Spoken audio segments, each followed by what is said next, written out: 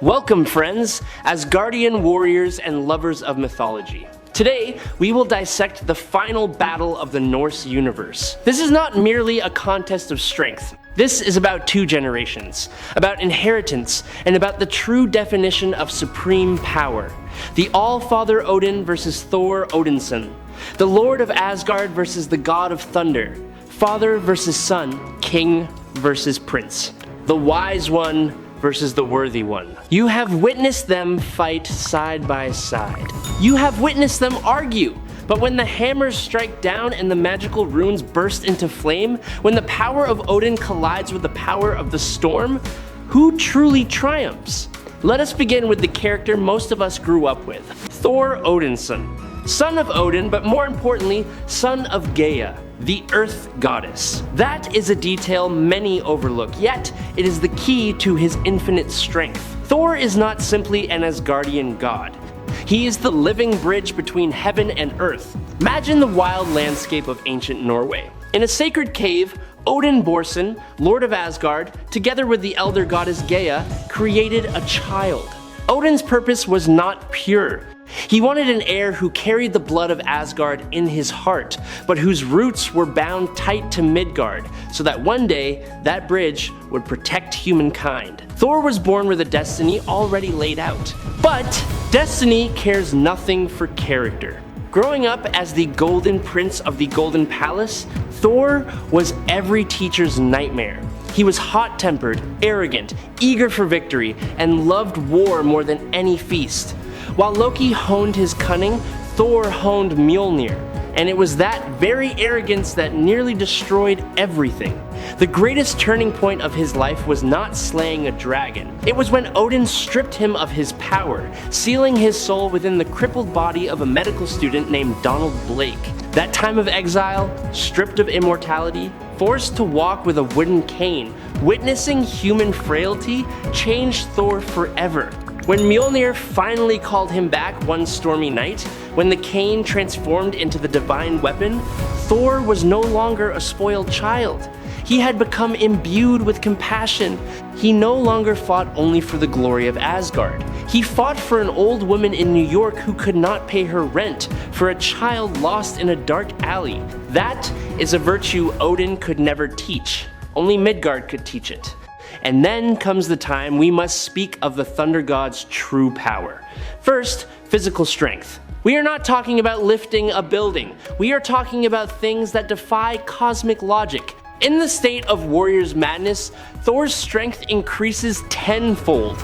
He has wrestled the Midgard serpent, Jormungandr, a creature whose body coils around the entire earth. Imagine the pressure of a being with planetary mass constricting, and Thor kept its jaws from closing. He has shattered structures the size of moons with pure muscle strength without using his hammer, punched through the armor of a celestial beings who once created galaxies. Regarding durability, Thor is a true tanker. He does not just take hits, he survives. He flew straight into the heart of an exploding star, where temperatures reach billions of degrees Kelvin to seal an artificial black hole. He plunged into the furnace fire of miniature Big Bang explosions.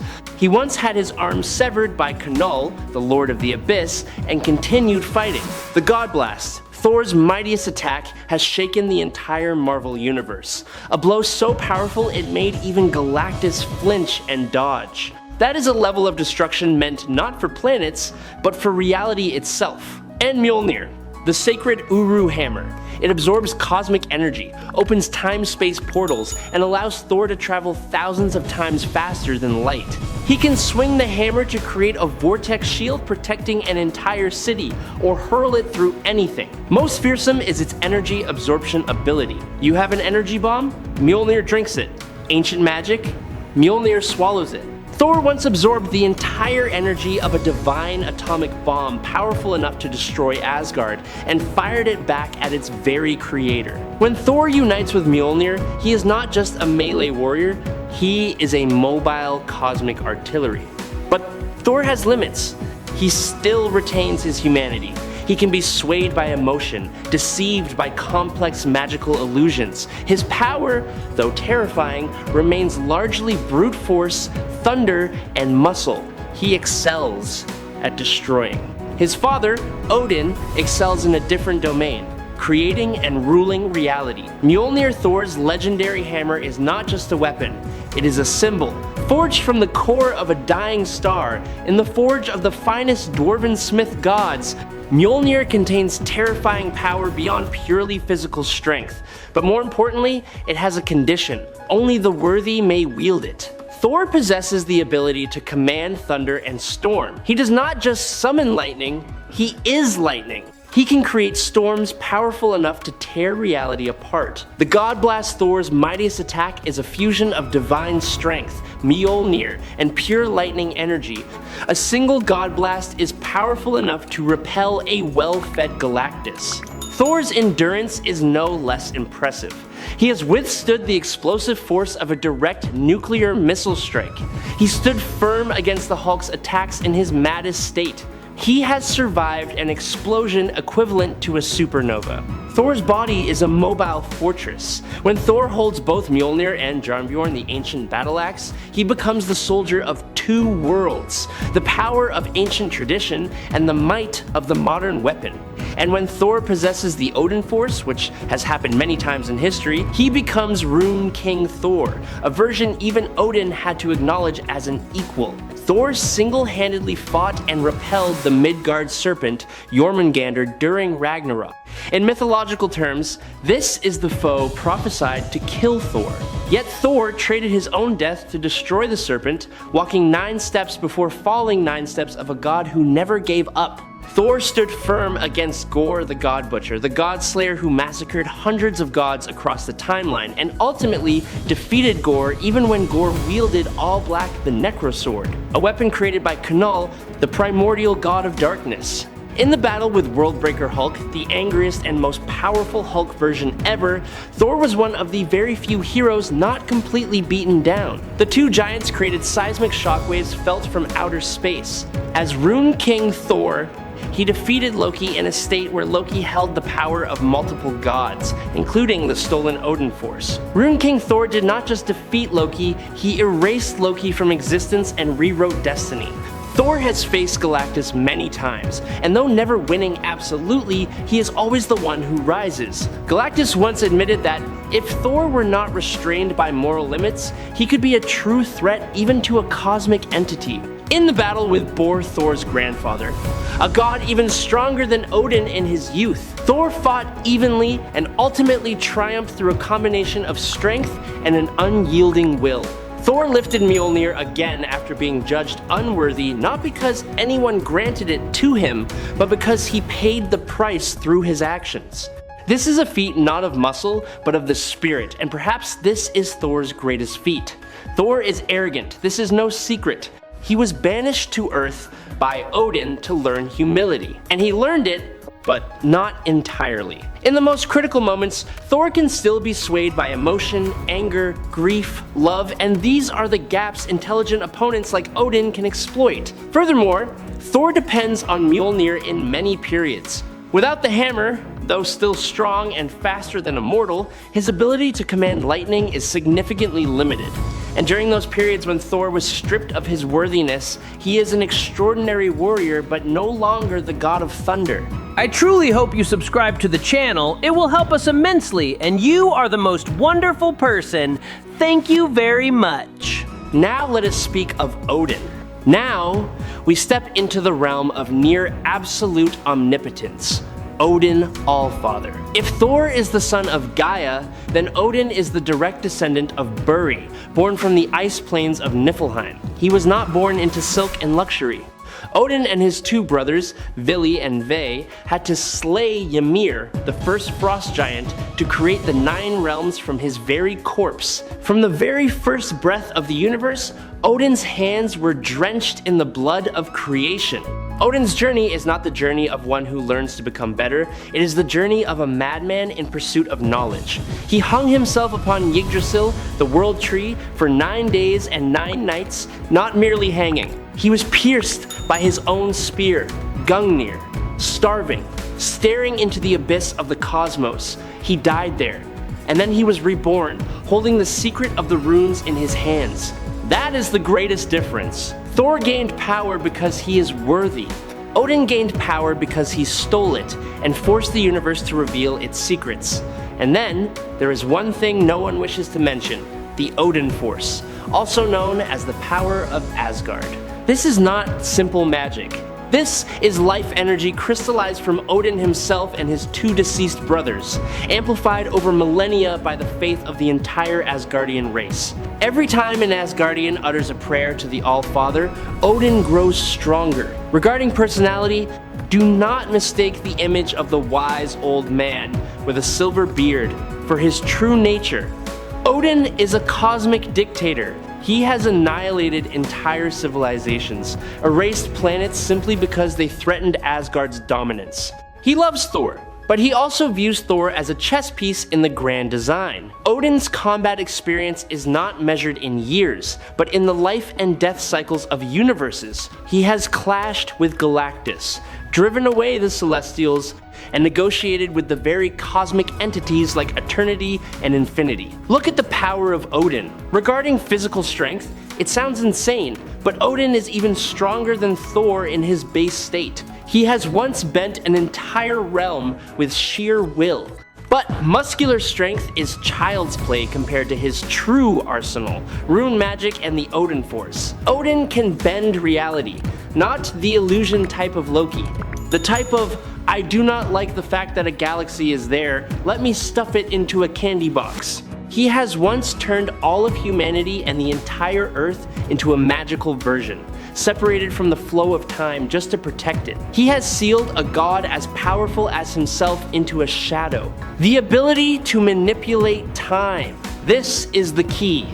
In peak battles, Odin can freeze time around his enemies. How can Thor hit a target that, to him, is moving at instantaneous speed, while to Odin, Thor appears to be crawling through molasses? Odin has once stopped time over all of Asgard to permanently prevent Ragnarok, until Loki intervened. What is Thermoblast compared to Odin nearly being a parasite to Mjolnir itself? He is the one who created the enchantment for the hammer. He understands the energy source within it better than anyone. If he wished, he could speak a word, and Mjolnir would become a useless lump of iron in Thor's hand. He has done so dozens of times when Thor disobeyed. The absolute pinnacle is the power of the spear, Gungnir. When Odin throws it, it never misses. That is a law of physics unto itself. When combined with the Odinforce, a single throw from him can pierce the armor of a celestial, erasing magical entities from existence. Yet even Odin has weaknesses. His greatest weakness is the Odin sleep, a mandatory biological cycle where the cosmic power within his body depletes, forcing him into a state of deep coma to regenerate energy. During sleep, he is completely vulnerable. Second, Odin's arrogance is even more terrible than Thor's. He always underestimates his opponents, always believes he holds every variable in his grasp. And third, his power, though infinite, has limits in terms of the fabric of reality. He cannot simultaneously sustain the life of the universe and fight at 300% intensity at the same time. With the Odinforce, Odin can bend reality. He has repelled Galactus, the most powerful planet-devouring being in the Marvel Universe, with a single show of force. He can erase an entire galaxy if he wishes. He manipulates time and space as ordinary people play chess. He resurrects the dead, creates life, and reshapes destiny at will. His weapon is Gungnir, the spear that never misses its target, forged from Uru metal, the same metal that created Mjolnir. But Gungnir was also enchanted by Odin himself, turning it into a symbol of absolute authority. When Gungnir is thrown, nothing can block it. Furthermore, Odin also has Sleipnir, the 8-legged horse that can gallop across all realms, and the two ravens, Hugin and Munin, who are his eyes and ears throughout the universe. Odin sleeps the Odin sleep to recharge the Odinforce, and during this time, he is completely vulnerable. This is his greatest weakness. Odin and his brothers killed Ymir, the father of the frost giant race, and used Ymir's corpse to create the entire observable world. This is an act of cosmic creation, not merely combat. In the battle with Surtur the fire god from Muspelheim, Odin sealed Surtur within the infernal realm for 1,000 years. Surtur is a being with enough power to burn all of Asgard to ashes, but Odin held him back with will and the Odinforce. Odin single-handedly faced the Infinity Gauntlet, at least in some versions, and held his ground. The power of the 6 Infinity Stones was not enough to subdue the Allfather's will. In the battle with Thanos, Odin once made Thanos flee with just a glance. Not words, not a weapon, just a single look. Enough to know the weight of his reputation is real. Odin has sealed Loki, the god of mischief, hundreds of times across the ages, every time Loki overstepped the limit. This requires not only strength, but also immeasurable patience and wisdom. In the Fear Itself event, when Asgard was attacked from all sides, it was Odin who stepped forward and single-handedly withstood the entire fury of the serpent, an entity equal to himself long enough for the heroes on Earth to have time to act. Odin once created the Destroyer Armor, a suit of armor that even Thor struggles to defeat using his own Odinforce energy, meaning, by sheer will, Odin can create an opponent equal to his son. He exiled Thor, he faked his own death, he manipulated the future because he thought he knew what was best. And that is the tragedy of the Allfather. He knows everything about the universe, but sometimes understands nothing about people, not even his own son. Alright? This is the moment we place these two titans in the arena. Only father and son. Blood and thunder. In their base state, Odin is stronger. This is indisputable. Odin has struck down Ymir, a being larger than an entire dimension. But Thor has a secret weapon, Warrior's Madness. When Thor enters the state of divine frenzy, his physical strength skyrockets tenfold, reaching a threshold that can seriously injure Odin. However, Warrior's Madness also reduces intelligence and defensive skills. In terms of pure strength, Thor at his peak can match or surpass Odin in a few explosive seconds. But this battle does not last a few seconds. Odin wins in stable strength. Thor can swing Mjolnir many times faster than light for travel.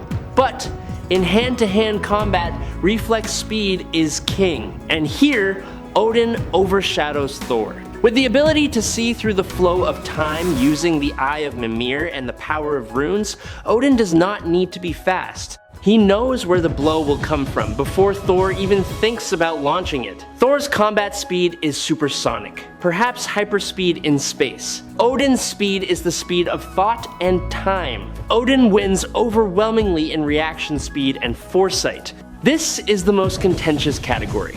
Thor is clearly a tank.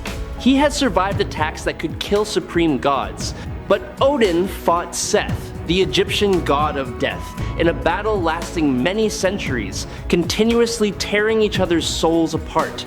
Odin's body, strengthened by millions of prayers from Asgard, can regenerate almost instantly. Thor is severely wounded. He needs a few minutes, or needs help. Odin is severely wounded. The Odinforce will heal him automatically. To bring down Thor, you need planet-destroying power. To bring down Odin, you need the power to shatter the very fabric of reality. Odin is more durable in terms of recovery and multi-dimensional damage absorption. Magic. When Thor has thunder, Thor has Mjolnir. But Odin has Mjolnir and everything else. Imagine this scene. Thor hurls Mjolnir with all his might. The hammer tears through space, flying straight into Odin's face.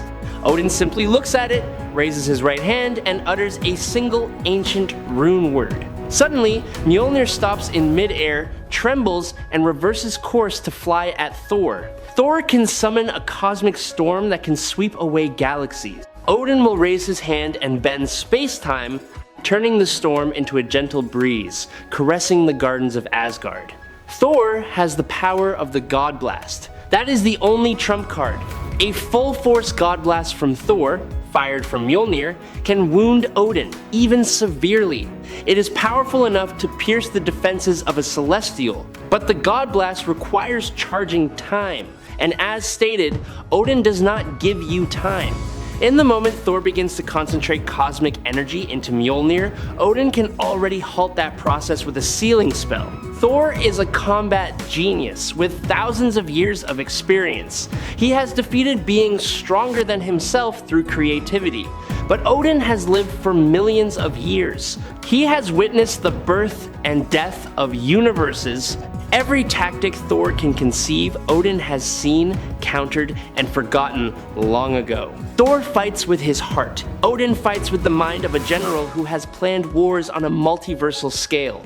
The All-Father Odin wins decisively. But let me tell you the real reason. It is not because of muscle. It is not because of runes. It is because Odin is destiny. Thor is the future. And in mythology, the present must always be sacrificed to protect the future. Yet the present is also what decides when the future begins. And Odin wins the battle, but Thor is the one who wins the war. When Odin fell in the final Ragnarok, it was Thor who led Asgard to rebirth. Odin's power is borrowed from the past. Thor's power comes from his very self and the love of all people.